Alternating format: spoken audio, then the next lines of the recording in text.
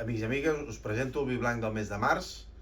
Aquesta vegada anem a un celler històric, un dels primers cellers embotellat i catà de Catalunya, vull dir, una llarga tradició de vins.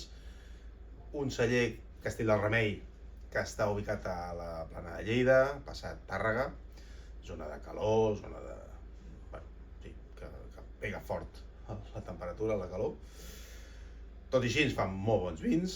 Aquest és un blanc de Macabeu i Chardonnay, passat per bota. Té uns 6 mesos de bota.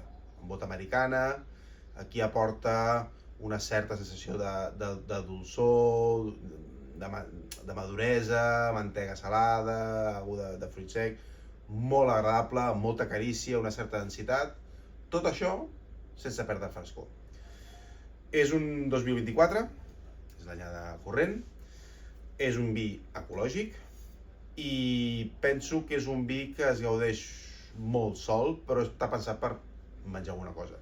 Per exemple, algun formatge cremós una mica potent, algun risotto, que us ve de gust, algun plat de carn, també, per què no, una carn a la planxa, no sé, un pollastre així amb una mica salseta sutil, també és un blanc que pot aguantar. És a dir, té frescor, que és important, però té aquest punt de volum i d'untuositat que és molt agradable.